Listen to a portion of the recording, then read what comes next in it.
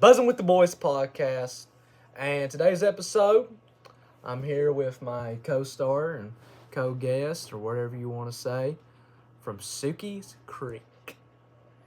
He's out here representing the 606 up in the studio. And today's topic, we're going to be talking about slavery and the Civil War. So we're going to go through the battles, we're going to go through the timelines, we're going to do it all. First topic of discussion on the Civil War timeline is, First Battle of Bull Run. And within this battle, let me edge my K sheet real quick on it. It happened in 1861. And let me tell you a little bit about 1861. Bad year.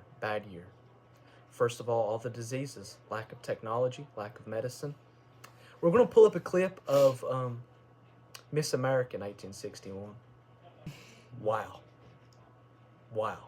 Imagine coming home to that. What do you have to say about that? Miss America, 1861. I'd probably stay home. I mean, not stay home. I wouldn't go home. Yeah, we wouldn't go home. Heck no, I wouldn't be going home. You come back from the battle. You just saw your homeboy get slimed out by a cannonball. You come back. You're battling PTSD. You go out. You work the fields for 12 hours. You come home to that. What are you doing? Going back out and working another 12 hours. I'm going back out for a 36-hour shift. I'm not going home. Not coming home, yeah. Not going home. I couldn't go home to that. I don't think anybody could. 1861, what a year. Including with Miss America in 1861, First Battle of Bull Run, or Battle of Molasses, in which this is one of the first major conflicts of the Civil War, in which both opposing sides had some very promising generals. The Confederacy had PGT, Beauregard, General Johnston, I'm pretty sure, and also Stonewall Jackson. And he got a hood name, Stonewall Jackson. Not even his real name. That's his hood name. That's his hood name? He got that in the streets. Stonewall. He got it actually in this battle. Not because he looked like he ran into a stone wall when he was a little jit, but because he got impeccable defense. He's like on the basketball court, and he's like, screen. He got good defense. And in which his defensive tactics actually helped win the First Battle of Bull Run for the Confederacy. While on the opposing side, I'm pretty sure it's General McClellan. And the problem with him is he had inexperienced troops. So you going against, let's say, this comparison is like, you've got O Block members, King Von, Lil Durk, when he a young jit, and some more of the renowned the O Block, series, versus 64th Street, which King Von obviously disses a lot in his rap songs. So in which, with the inexperienced troops and the social pressures and political pressures he had from the Union, he had to just run up in that John and try. So they run up. A lot of people were like, nah, they ain't even going to beef for real. Like, they all talk. Like, they just on the gram beefing. Like, they just posting up shadow boxing videos. They ain't really going to fight. No, they actually were about it. They both fought. And the Confederacy won. Starts it off. Big loss. A lot of Stonewall Jackson proved his name here. McClellan showed how much of a not really of an intelligent guy he is. Actually, we got a post-game clip of that. We'll show y'all here in a minute. Michaela, how do you feel after the battle? It wasn't good, boys. Wasn't good. We took a lot of losses out there on the field. And most, they asked me, they said, what about military experience in your training? And I said, well, I've never been the smart guy. I've never got all A's in school before. Actually, one time I brought an A home and my grandma beat me for cheating. Back in, 1856, I got a 8 on my ACT. I don't really got a good memory, so we went in there, we had the plan set up, and I kind of forgot. It was kind of like the third grade. Best 2 years of my life. And Robert Lee, how do you feel? How do I feel? I feel pretty good after that win. That was actually an amazing win. But what I really wanted to say was, kind of felt bad for him. Had mixed feelings when we whooped him. It's kind of like seeing your mother-in-law go off a cliff. You got mixed feelings. You don't know if you should be happy or sad about it, honestly. So it's kind of like the Mike Tyson fight. The Mike Tyson fight. Yeah, that was a rigged one here. This wasn't rigged. This is all me, baby. I'm just showing y'all how to play, actually. I'm pretty sure the Union's prisoners of war actually got to watch the games over there because that was awful.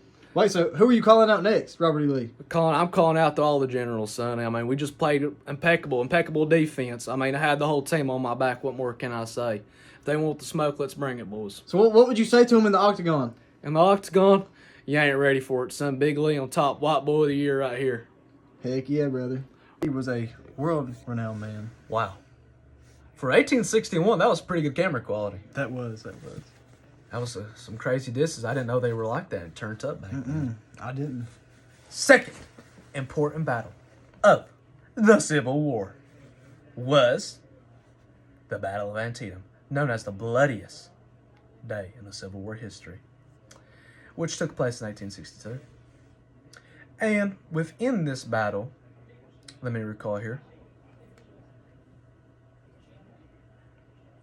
second battle that we're going to go over today is the Battle of Antietam, which happened on 1862, the bloodiest day in American history, in the Battle of Antietam was faced off by the Confederacy, which was led under Robert E. Lee, and the Union with George B. McClellan, and in which McClellan actually gained the victory royale over Robert E. Lee, which halted Lee's invasion of the North, in which in due time, Abraham Lincoln set up the Emancipation Proclamation.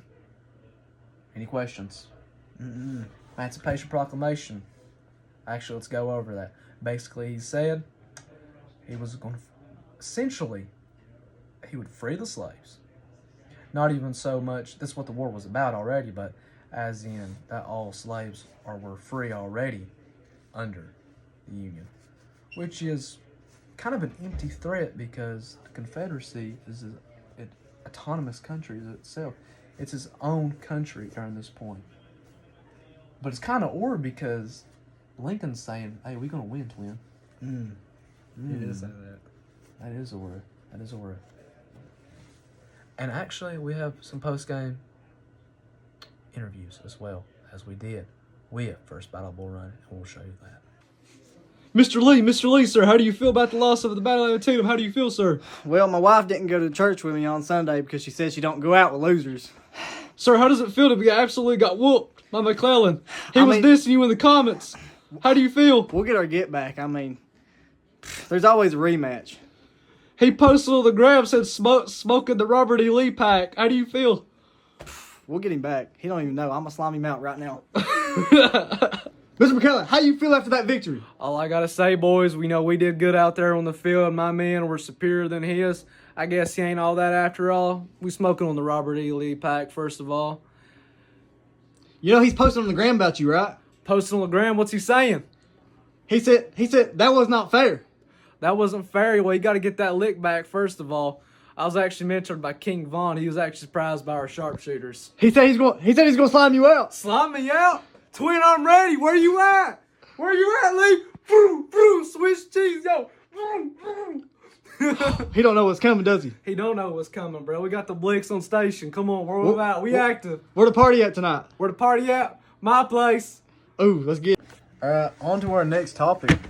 We're on Gettysburg. Battle of Gettysburg. Took place 1863, a monumental battle. Took, 3 days to complete, bro. Yeah. And in which, first off, you had Meade, a new general. So Lincoln was looking at, obviously, the stupendous blunders that McClellan was making. He's like, what I got dunces working for me, first of all. This is like modern day America. Like, why do we got Trump sending billions to Israel? Like, let's be real. That's what I'm saying. J.D. Vance, he was industry plant by Peter Thiel. He was funded by Peter Thiel. I mean, come on, let's look at the facts. AIPAC, yeah. Yeah.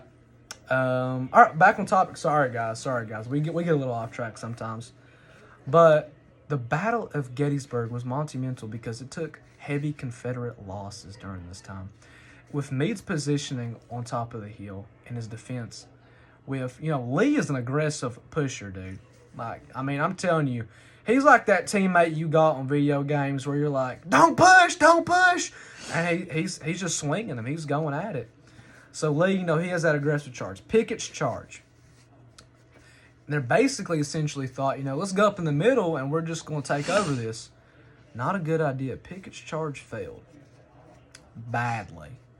As in, there was even an account where one of the Union soldiers felt so bad they felt like jumping over their barricades and helping, actually attending to one of the injured Confederate. Who knows if that's actually real or not? That's from sources I've heard, but no matter. And sadly, there was no Gettysburg's Post clip. I guess Robert E. Lee was too distraught to get on the gram or say anything. I guess, and Meade was, blacked out from it all. Next battle. Talking about the Battle of Vicksburg, or the Siege of Vicksburg, in which it took place in 1863. And during the Union, the city of Vicksburg was occupied by the Confederacy. And Ulysses S. Grant was the one who was in control of the operation during the siege, in which, hence the name the siege, they dug in around Vicksburg, as you would say, where they stationed themselves and cut off their supply lines and everything. So the city with all the Confederate forces in it had no supplies at all, no food, ammunition, no medicine, no nothing. And they just cannonball fire. Vroom, vroom, vroom, vroom. During this time, it was a hard time. All the Confederate forces were skinny. They were petite. They looked like Victoria's Secret models. And, what do you think about during that time? You're going in, you're one of the Confederate forces, part of it, and you're sieged in, and you're starving. Your homeboy puts his hand in the fire. You don't even move it back. You smell it. It smells like bacon. What are you doing? What are you doing in these times of desperation? How hungry am I? Hungry. You haven't ate much. The only thing you've had is a rat shish kebab in the past 7 days. Eating the boot, your leathers off the boot. What are you doing? Hard times. Yeah, I don't know if I can be a cannibal, dude. I think I just have to keep eating my rats. And then so forth, Grant took over the town of Vicksburg, which is monumental because it is on the Mississippi River, and that cut it off. The supply lines and trains, or whatever you want to say, they couldn't utilize the river, the Confederate forces. So with the Union having the Western Theater on the point, and they're also with their victory at Gettysburg, it's looking pretty good for the Union. Then we flash forward to 1864. And this is the Sherman's March to the Sea, in which, so he studied up. I'm going to guess, I might be wrong, that Sherman went to West Point, or he studied because he took one of Napoleon's, a play out of Napoleon's book. So during around 1800s, Napoleon had conquered all of Europe. He was going to go into Russia, and his plan was, we're going to run up into Moscow, and they'll fall to Napoleon's rule. Napoleon goes in with probably one of the biggest armies that Europe has ever saw into Russia. And the Russians were smart because this was winter, and you don't mess with Russia in winter. They're snowed in. Napoleon usually likes to cut away from supply lines, and they know that. So, in henceforth, Napoleon usually uses men to eat off of the land and go forth. In Russia, the people burned the scorched land. They burned it. So whenever he would come through, he has no resources, so he has to be slowed down by supply lines. So he can't really go in and take Moscow by surprise. They've got enough to fortify. That is what Sherman did, essentially. He broke up from his supply line so he can move faster, went through it down, and burned all the infrastructure, and it was billions of dollars in damage, modern day billions of dollars in damage. Burned down, broke away the railroads, burned down people's homes. People had nothing to do, even people with nothing to do with the war. Or just happened to be on the wrong side of the Mason-Dixon line. Burned that down. The burning of Atlanta burned all that infrastructure down. And you see a lot of the outlaw Josie Wells, it shows them a good representation of the poor souls that were caught up in that. And there was a report once, I remember reading this, was this Union forces went down to this little Confederate group, and they're standing there talking to him. He's rags, just got rags on, doesn't have anything. They ask him, why are you doing this? Why are you fighting for the Confederacy? And he simply put, because you're down here on my land. You're here on my homeland and fighting. So after that, how can you be sympathetic towards the Union after they just killed your whole family, burned down your house? You got nothing left. How are you gonna reconcile with each other and come back as a group? Poorly thought out, but it did give them the ultimate, victory and gave them a lot of push for the Union. And we come to the final bit of the Potomacs, which they went down at the courthouse at Potomacs. Let me give you a depiction of what was happening. So Robert E. Lee's men, hungry, wore out, tired of fighting, tired of it. A lot of deserters. And Lee knows, he's a smart man. He knows he can't win this. He knows he's done. He's done for. He's lost. He's going to call it quits. The men just don't want to fight anymore. They're done. Can't win it. So he lays down with other Union men, signs it, says, I quit. And that's 1865. There's the end of the war. But after that, you see bushwhackers and you see other, groups that are part of the Confederacy. Well, not really, but still little parts. And, they're fighting a lost battle. It's not really because they still believe in the cause. The cause is gone. Mostly they just use an excuse to pillage and, benefit themselves. And that's where you see Jesse James come in, who was a bushwhacker, about 16 years old. Quantrell and Bloody Bill Anderson. Actually, Frank, Jesse James' brother, used to read his Bible before they would go on raids. What do you think about that? That's crazy, dude. Reading the Bible before you slime a whole city up. That's kind of crazy. And then they'd scalp them too. Quantrell and Bloody Bill Anderson, they would scalp their enemies like Native Americans. That's pretty crazy. Well, that's tough, dude. I don't understand the point if you're going. The war's already gone. The cause is already gone. Well, anyway, I guess that's our segment of our video. Hope y'all enjoyed it. Us with Buzzing with the Boys. Buy us some merch. We're going to be on Theo Vaughn's podcast next week, and we'll see y'all later. Gang, gang, baby. Gang, gang.